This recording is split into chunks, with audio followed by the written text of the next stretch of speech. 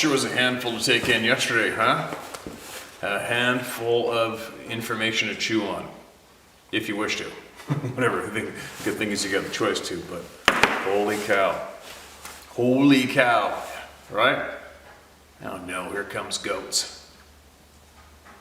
But anyway, I think today what I'm going to do is I'm going to make sure I get as many voices heard as I can right now, today.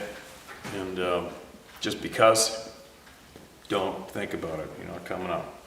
And maybe possibly do that tomorrow too. I got to get a break. I got to take a break from what I'm doing currently. I always make sure that I go and do what I'm passionate about, no matter how busy I am, no matter how many different projects I get stacked up. I make sure that I go and do what I need to do that makes me feel absolutely wicked, which is being in the mountains solo, running up and down a river or whatever. So that's another funny thing, being an outdoors person, which all of you know and can relate to, you anglers and hunters, is so funny. You know, we go to do our usual work our asses off, get absolutely exhausted, and then we'll take our time off, and what do? We'll go get up at 4:30 in the morning and fish all day long, and do it again the next day, and absolutely exhaust ourselves, thinking we're actually taking a rest.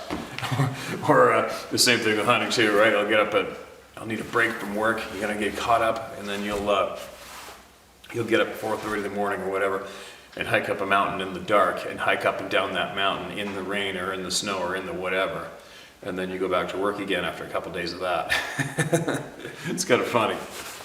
So I'm behind in sleep big time right now, but my idea of a break is getting up at 4:30 in the morning, driving for an hour and a half, and then hiking, and then possibly fishing. Is what it is, right? I know there's a lot of you out there that can relate to that one. The funny things we do thinking it's taking a break, right? It's hard. It's hard to sit and do nothing. It's hard to rest. It's hard to relax sometimes. If I go to another country, then I can relax because it's easy going. Taking in the sights and the scenes and taking pictures and learning and eating out different foods, and that's quite relaxing. Now here comes a horse. She's not going to come in here. But anyway, babbling. Let's get on with it. Let's hear some people's voices instead of mine. Well, it's going to be my voice, but let's hear their words instead of mine.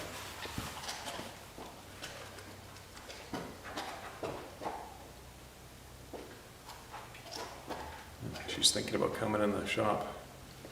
Anyway, this is titled Something in Yosemite. Hi.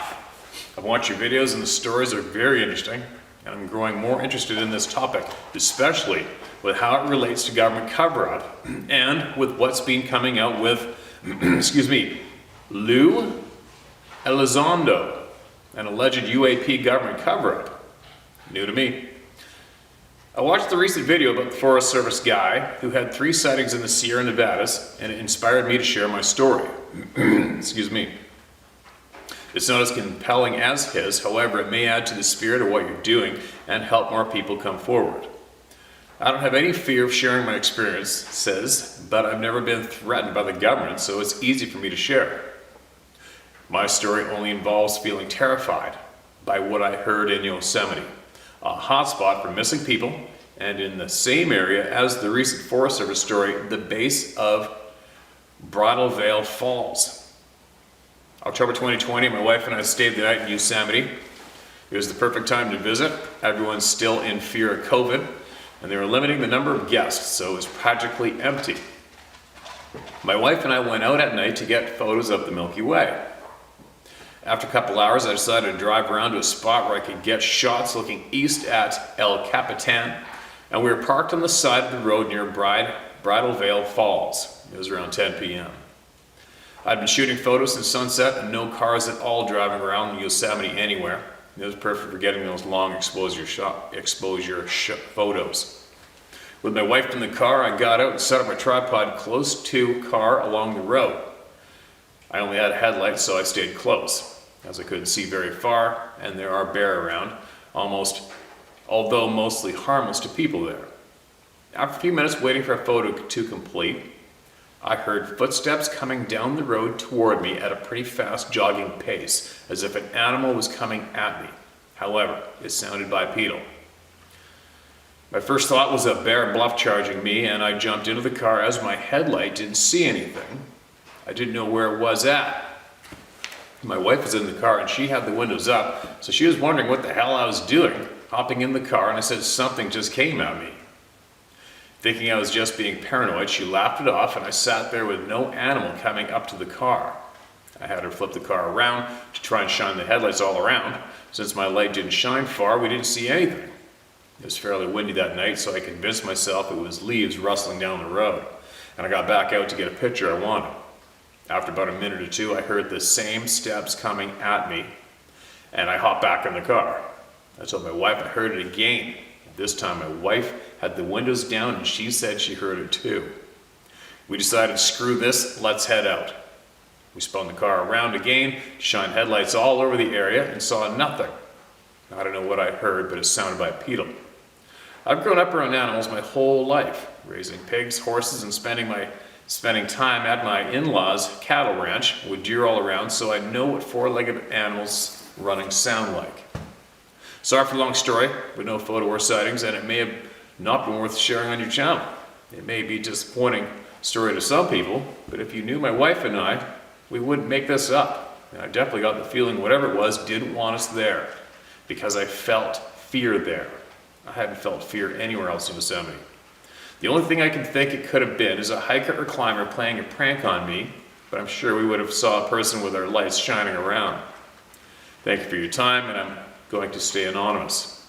My in-laws' ranch is in the Sierra Nevadas, and my father-in-law has been a logger / Caltrans employee up there his whole life, with no sightings or stories of anything. He once experienced a bright light hovering low above he and his logging crew one night, way out at intersecting logging roads. He doesn't bullshit, so I believe him. He doesn't know what it was, but it was in the middle of nowhere. I'll keep my eyes out as I spend a good amount of time exploring these areas. I'm hoping to hear more stories from this part of California and Yosemite. Thank you, me. Okay, me. Shared. Shared and name withheld. And possibly if somebody else can relate to that or wants to get a hold of that person or add to it, then throw down in the comment section below this video, all right? And let it rip. Unless it's something significant, and you think it's going to help somebody, then email it into me at sharemystory@howtohunt.com, all right? All right, mark this one as read. More voices, more information, and we're hoping for more superheroes to come forward and share what they know, all right? You know who you are, and I know you're watching. Just do it. Go get yourself a secure email like Proton email or something, and send it to us, okay? Number two, Jasper County, Texas, Thanksgiving 21. Dear Steve, love what you're doing and how you go about doing it. I've been following your channel for 3 years. There's a scene in Fight Club where Tyler asks the narrator, if you could fight anyone famous, who would you fight? He says, William Shatner. For me, it would be Fat Money Taker.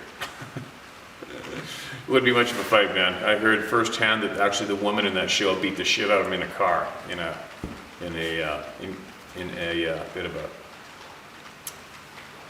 an altercation. Anyways, none of my business to gossip about, even though I said that. Whatever, moving along. In the last 5 years, I've had a number of unexplained vocalization experiences up in the cabin in the woods that is in Jasper County, Texas. I've had a sighting as well 5 years ago in neighboring Newton County, Texas. However, this occurrence happened a week ago, the Wednesday night before Thanksgiving. That evening, we arrived at the cabin at 4 p.m. I had the older 3 kids with me, ages 7, 10, and 14. Our property is 66 acres of East Texas woods. That includes 2 creeks feeding into the 8-acre spring-fed pond. My closest neighbor is a half mile north of me, and my land is surrounded by acres and acres of paper company land. The property is comprised of loblolly pine, longleaf pine, magnolia, oaks, yupon, and other hardwood. The cabin faces the pond, and behind it is the 70-yard drive from the sort of improved county road. In years past, I've had a triangular knocking incident, an incredibly loud scream that lasted over a minute, and something banging on the house, particularly when my kids are around. That is not cool. That bugs the shit out of me. I also had a tree pushed over while sitting on the porch less than 20 feet to the side and parallel to the house. However, nothing has happened in the last year that's worth mentioning. I made a call to my sister, who lives in Washington, D.C., and I have a habit of walking around when I talk on the phone. I walked out the back door, walked around the driveway, circled back around to the trailhead that leads to the back portion of the hill that the house sits on. Engaged in conversation and not having experienced anything abnormal in a long time, I let my guard down and didn't realize how far back from the cabin I'd walked. Normally, being a former Marine combined with a cautious demeanor about nighttime out there, I carry a .45 almost always. I'm not sure that matters now that I have laid eyes on one and witnessed its terrifying speed. I say terrifying speed because, number one, their ability to close width on you, and number two, it's a hell of a lot harder to hit something running in sub 4 second 40-yard dash. No shit. So as I mentioned, not paying attention, I didn't notice the woods had gone silent. It was warm for November, and the few crickets and tree frogs were still sounding off at the beginning of the call.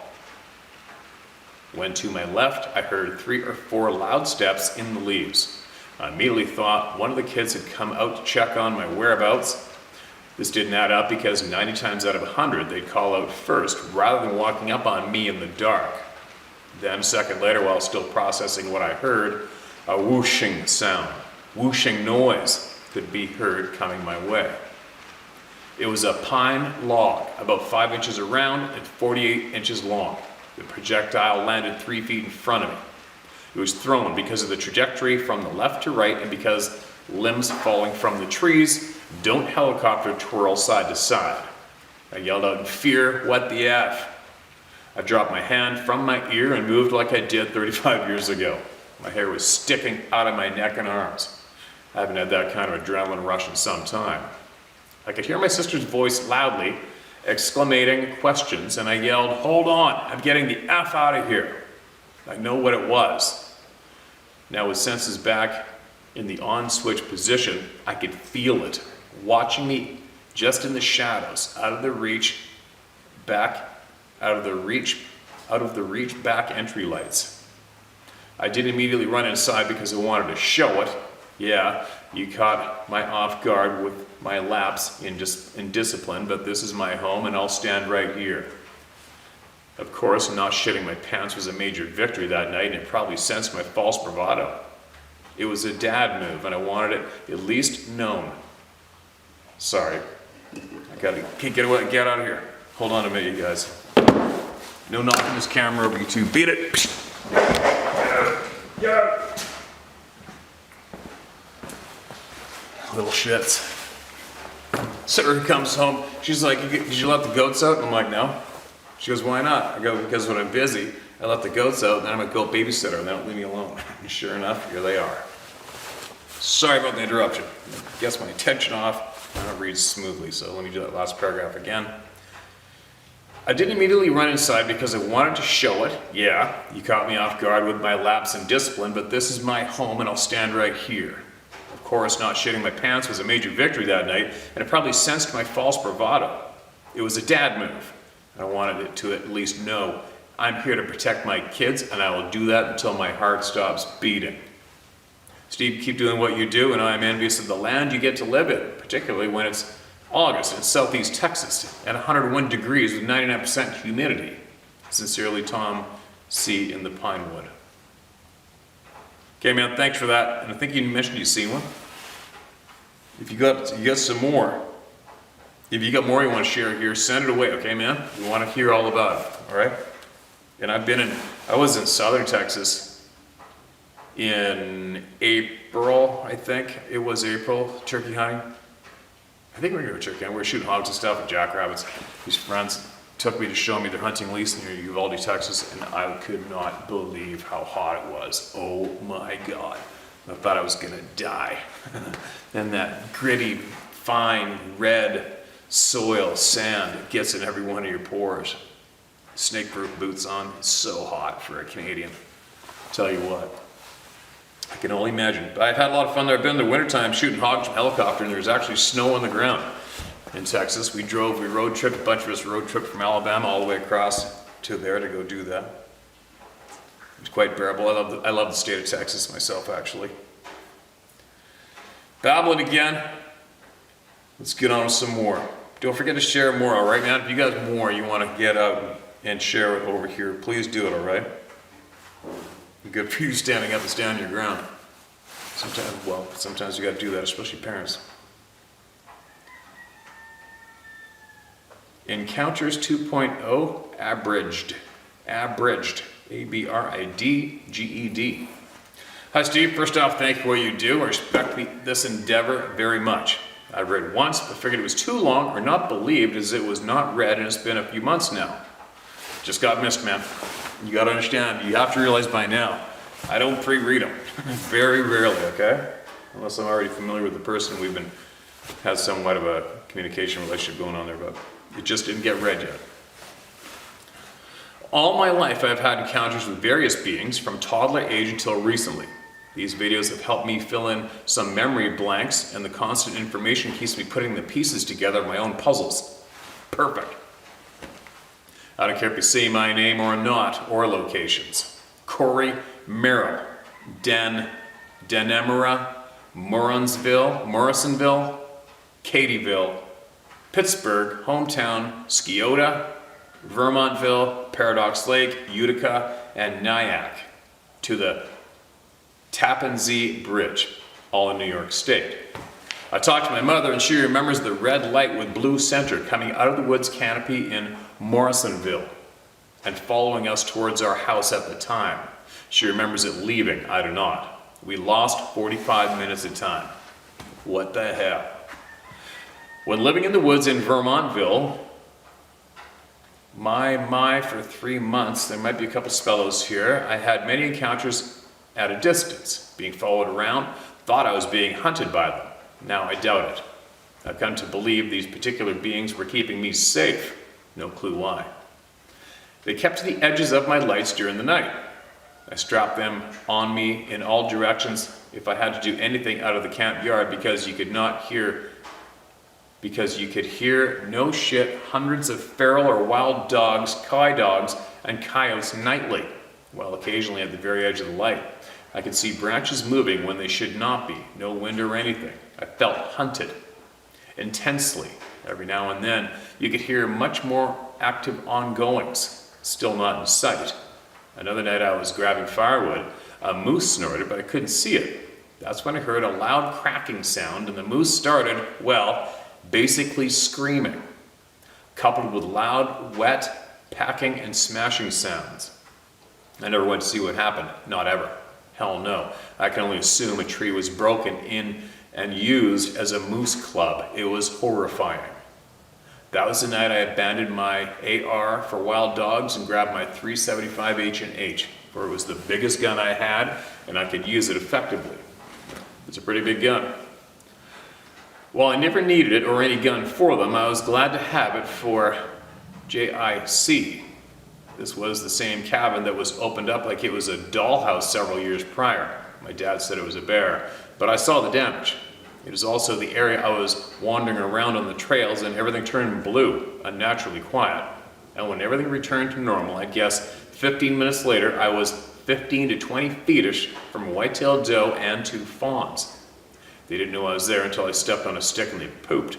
Mom and deer jumped in the air and they ran away. It's also where I occasionally would find stuff move with no explanation except they either like pranks or I don't know what.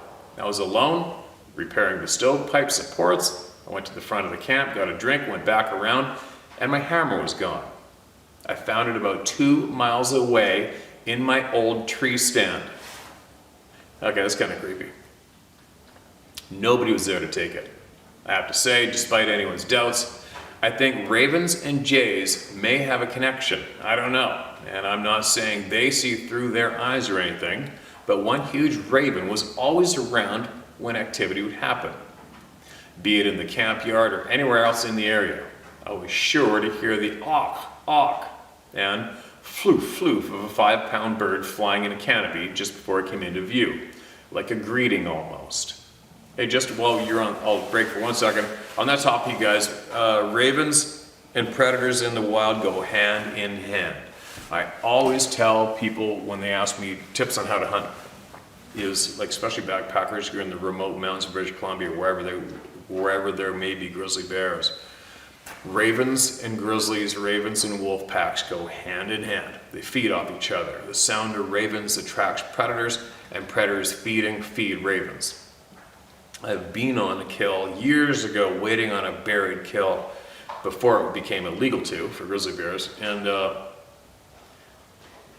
I remember sitting there, it's getting darker, and all of a sudden this raven came flying over my back and my shoulder, right down straight in line with where this grizzly kill we thought it was, and then I swooped up off to the left, and then it just started cawing, caw, caw, caw, caw. And I'm like, that grizzly's right underneath that raven, it's gonna come from the left. And then sure enough, about 10 minutes later, here comes this massive grizzly bear. So that raven was actually going over, finding a sleeping grizzly bear and trying to wake him up, saying, come on, uncover that moose so I can have a snack before I go to bed. Anyways, I thought I'd drop that little tidbit on to all of you about ravens and predators, right? So, who knows if there's a connection for the potential of a food treat with these beings and ravens? You never know. Probably. Because we're trying to keep to the meat of it, I'm leaving a lot out. Better chance of it being shared that way. It gets shared no matter what. The main two things that are on my mind are what I call the raccoon thing. My ex and I were driving around and this thing bolted out a left side ditch and was running across the road with everything it had. We stopped, and as it got right in front of us, it stood up on its hind legs, still sprinting as fast as it could go. It was very weird looking. I don't know if it was tan or if it was refracting the amber streetlight color. It looked blurry. Excuse me. Outline was like TV static, but made out of whatever it was in front of it. It ran into the ditch on the right near a horse farm. Apologies for the loss of your favorite close horse friend. It looked at us after it was in the dark and shadows, but its eyes were typo BER colored, and I could see them despite the blackness of it, so I don't know, that was a typo. But its eyes were BER colored, and I could see them despite the blackness it was in at that point. Maybe blue. I bet that was supposed to be blue colored. It ran off into the pasture, and my exes and I went on our way feeling like we just encountered a demon. After much searching, I could only find a wood carving from the 1400s depicting Pandora and her box and beings surrounding them. This looked like one of those things standing around them. Bushy tail, almost a porcupine-like quilled back, cat-like triangular ears, and the face of a person melded with raccoon or similar shaped face. That is definitely not your average description we get here. The details beyond that are not really something I can share with words. It was blurry to the naked eye, like so many cryptid photos are.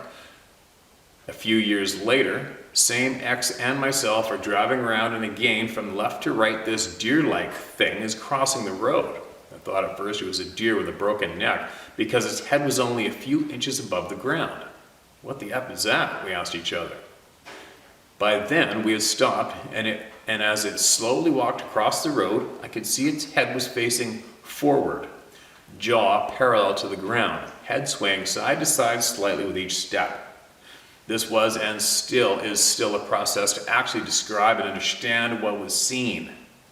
It had a bare skull, or bone plate, around its eyes and the top of the snout. It looked like a purplish gray tendrils or tentacles, or I don't know what it could be, coming from the front of its face, nose/mouth area. Last time I checked, we don't have octopus or squid in the northern New York woods, so no effing idea what that was about. It did seem to have antlers. The color of it was a nauseating gray colored fur on super mangy looking irritated pinkish skin. Its front legs were arms. I couldn't see the feet well, but I know an arm when I see one. The structure of the body was like an orangutan. Massive forelimbs, small back limbs, a barrel chest, muscular, but with an extremely wiry build. Downward slope back ending in some bare tail that reminds me of a long rat's tail. I can't remember the eyes of it, and every time I try, I wake up with lucid dreams of green and red striped eyes with red iris and pupils, and a huge toothy grin on a black background. Every time I try to remember, even this may be enough to induce that reaction. The size of it recently hit me recently. I credit your channel. Hold on a minute, we got a horse stampede, chicken stampede, and everything stampede. Sorry. All right, everything's cool. The size of it recently hit me recently. I credit your channel for this and other details and stuff I haven't even touched on. I never was able to see it all at once, despite it being like 50 feet away in the car's headlights. I remember the head and the neck and the chest and the arms, then ribs and stomach area, and finally hindquarters and tail. I put a measurement on it, but that's effing huge. I don't remember any sounds beyond us asking each other what the F is that. I haven't seen anything like it before or since that time, or the raccoon thing either for that matter. I no longer think I saw the ones we do not call by name starting with W, as I first did since my first attempt at writing you. By coincidence, I have stumbled upon something called a Jotun, J-O-T-U-N-N, an ancient Norse demigod legend that so far is the closest match. Though I don't think it was a person's arms and legs making the tendrils and antlers, especially with the color. But honestly, this was so much of a shock already that if it was human limbs, they may not have registered as such. I have a lot of theories about encounters like this and the Sabe, etc., and I'm finding that many are being proven plausible to actual as time goes on. I will share that in a new email if you care to read it. Piezoelectric current, power vortexes, harmonics, and ELF play roles, as do various light wavelengths. I have a theory of what Dahl's Sabe/Bigfoot senses near waterways too. The concentrations of rare and heavy elements in the ground are usually far above what you find elsewhere.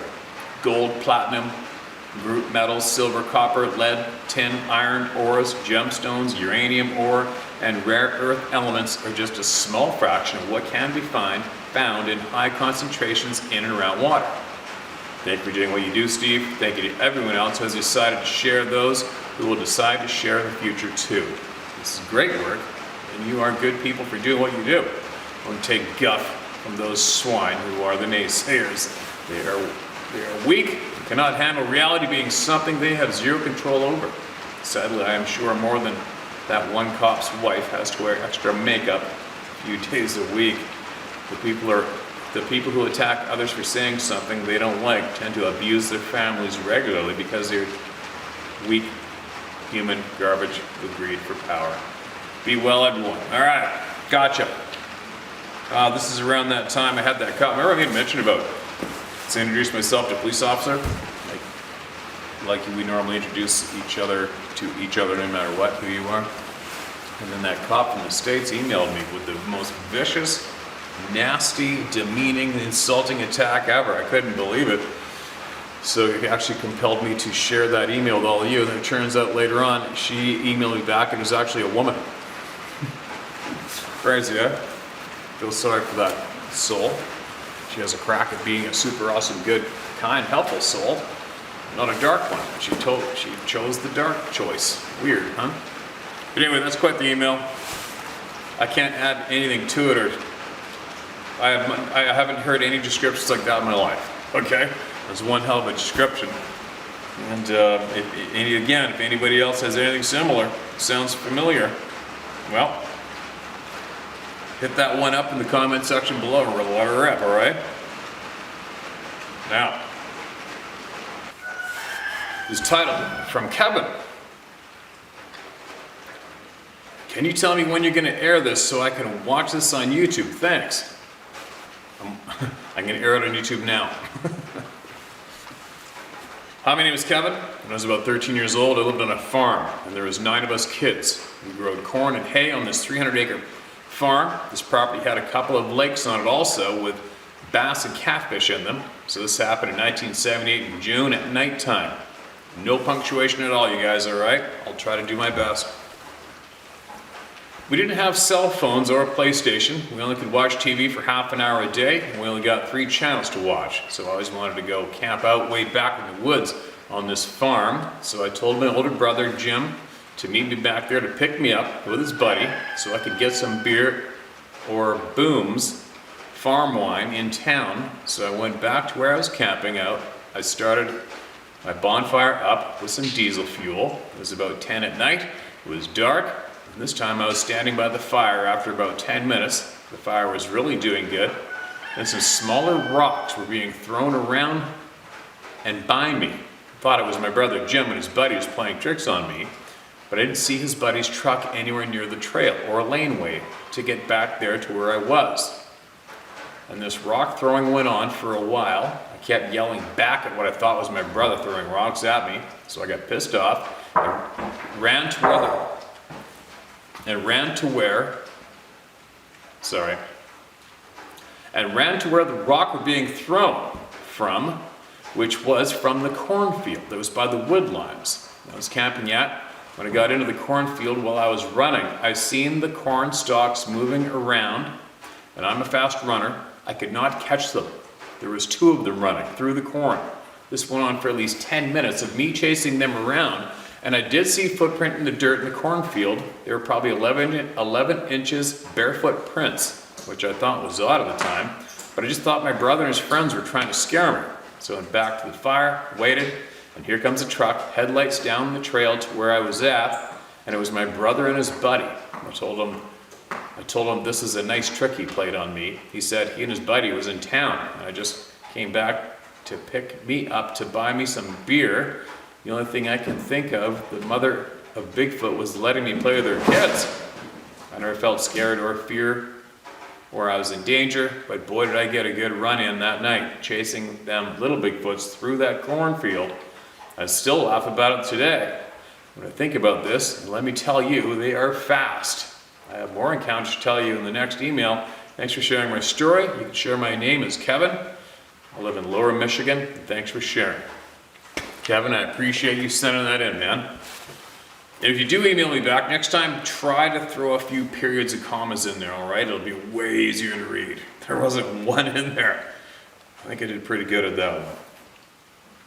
That was quite the experience. And the speed, mention again, the speed, right?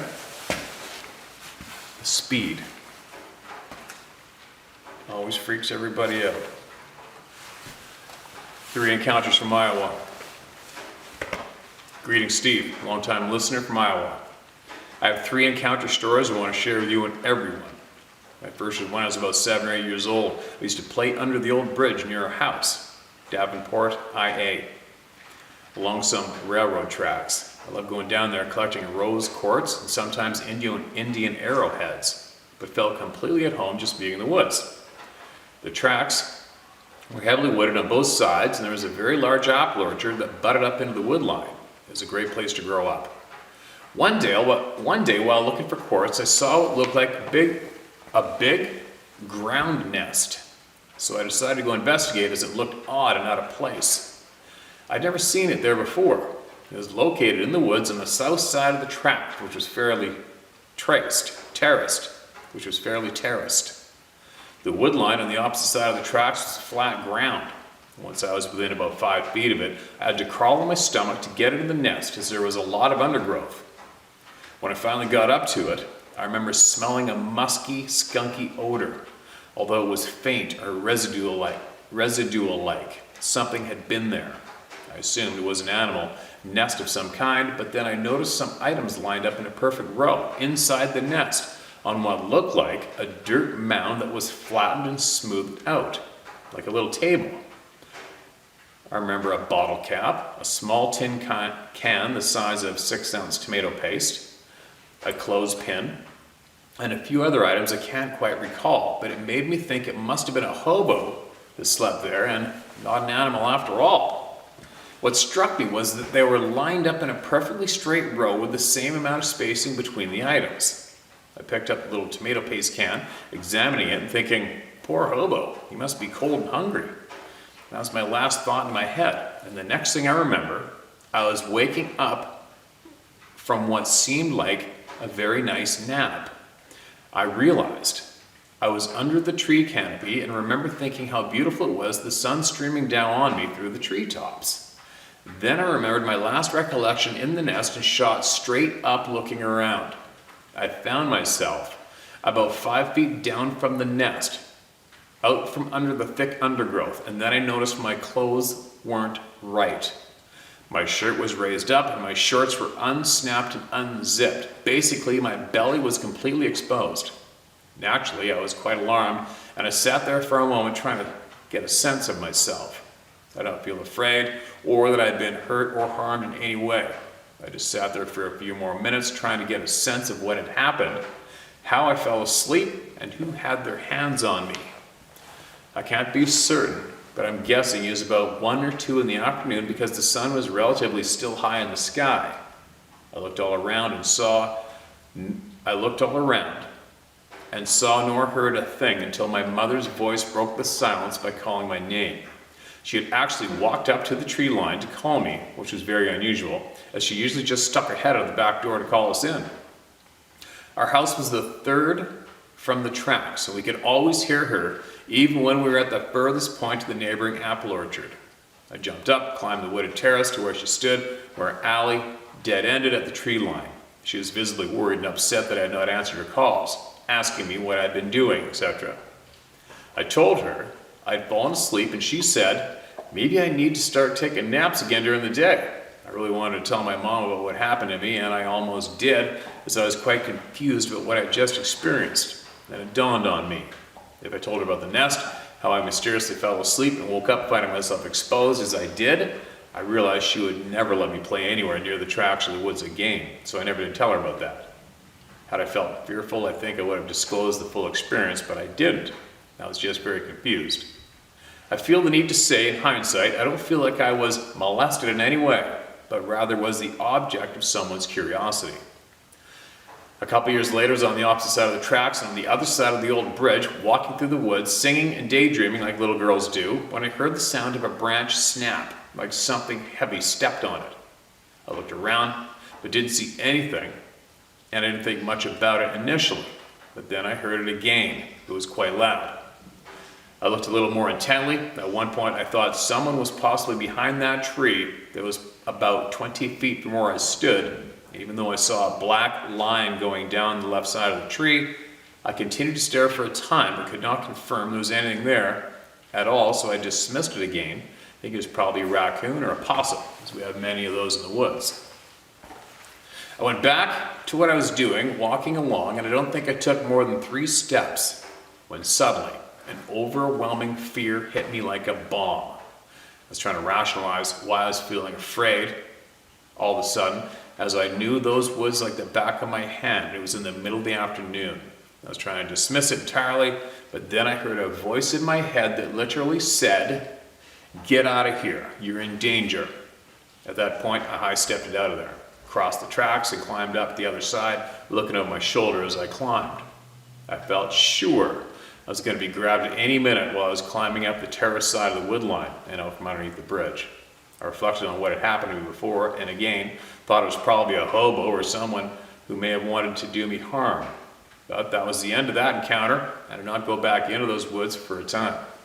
Flash forward another couple of years, I was probably 12 or 13, and a bunch of us teenagers were building a wood fort with my dad's help in the exact same location I just shared. Uh-oh. It was Saturday afternoon, late summer, and we were just finishing up after a full day's work. We had a short crew that day. There were about 6 of us, kids and my dad. My father is quite the craftsman, an upholsterer by trade, and with his help, we had one very awesome fort that we were all very proud of and eager to finish so we could enjoy the space. We were close to finishing the project on this particular day. My dad decided to call it a day, not long before dusk, around 3:30 or 4 p.m. He asked us to grab up all the tools, and he thought we may have some rain later in the evening, and he didn't want them to rust, so we grabbed all our tools and lugged them up and out from underneath the bridge.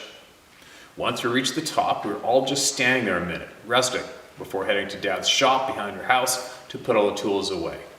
No sooner we reached the top, our next door neighbor walked over and started talking to Dad about our project.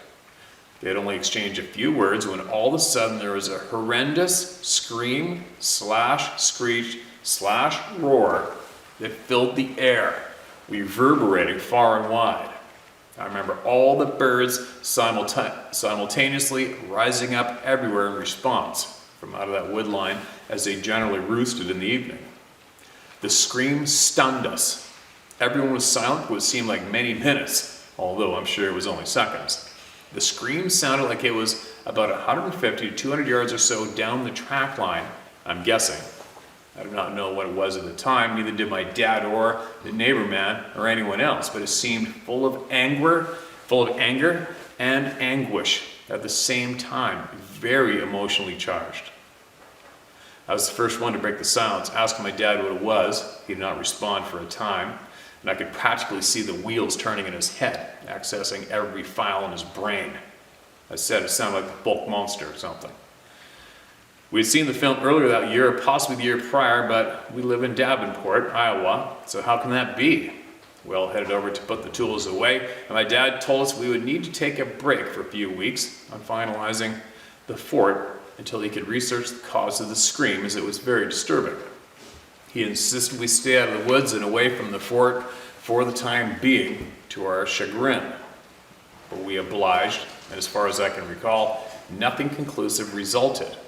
Knowing my father, I believe he probably rounded up a group of men and went looking for whatever was responsible. When I asked him about it a few weeks later, he said he never determined what it could have been, but said he thought it was okay to go to the fort in the woods, but only during the day. In hindsight, I think the Sasquatch was nesting down there, and when it realized we were building a fort in the middle of its living room, it was not happy. Also, knowing what I do now, I realized I must have been hit with infrasound on the first two occasions, because it's the only thing that makes sense of what happened to me. And I definitely now know that it was a quintessential Sasquatch scream, no doubt about it. These incidents have remained a mystery to me all my life. I'm now 60, and I've been obsessed with all things Sasquatch ever since.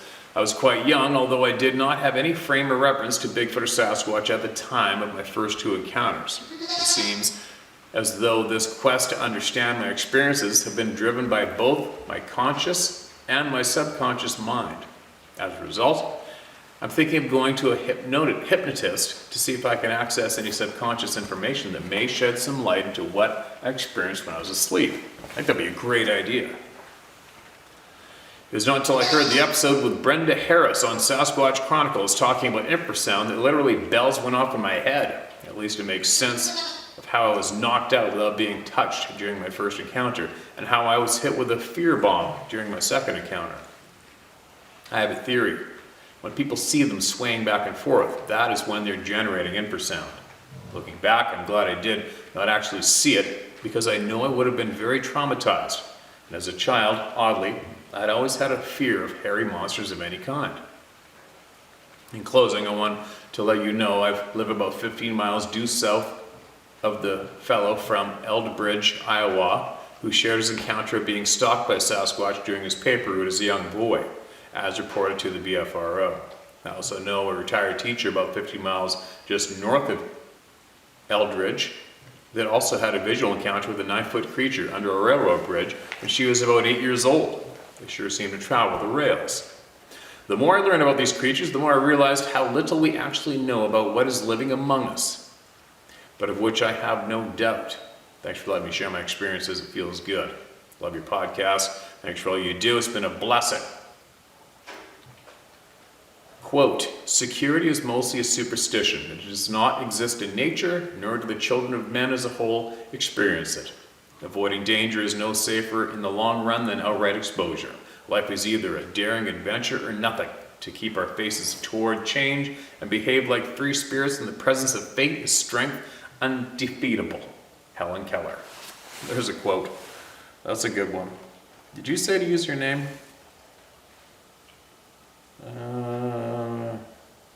No, you didn't say not to use it, so I'm using it. Caroline Vernon, appreciate you. Thanks for sending that email in. And sounds like you're right in the thick of it with all those other accompanying episodes going on all around the same area, right? It's kind of like where I am right now. Actually, it's kind of like where I've been all my life. Everywhere I've lived, everywhere I've gone to work in the bush, there's always a dead bullseye for these experiences, right? Here in British Columbia. But I think that should probably be it for right now. I got some things to do as usual. And I gotta catch up on some sleep. Maybe I'm not gonna go fish tomorrow. I gotta catch up on it. I'm not smooth, I'm not quick, I'm feeling tired, beat. I got to, anyway, that's it for today. I'm beat, I'm tired. Thanks again for sending that in. Make sure you send more, all right? You hear of more, you hear information is gonna help anybody, make sure you send it here, and I'll share with everyone, all right? Word for word. And I'm gonna make tracks out of here. Hopefully I'm gonna go to bed early. I fall asleep quick. I'll try to sleep in tomorrow, and I'll do some more shares tomorrow, and then I think I might get my stuff ready to go in the woods. And go gobble up a big slice of soul food for a day. Maybe even 2. Anyway. Be safe out there. You got anything else? Anybody out there you're thinking about sending in experience or knowledge? Just do it. Send it to sharemystory@howtohunt.com. I'll get to it. I'll get it shared. All right? I'll be back shortly.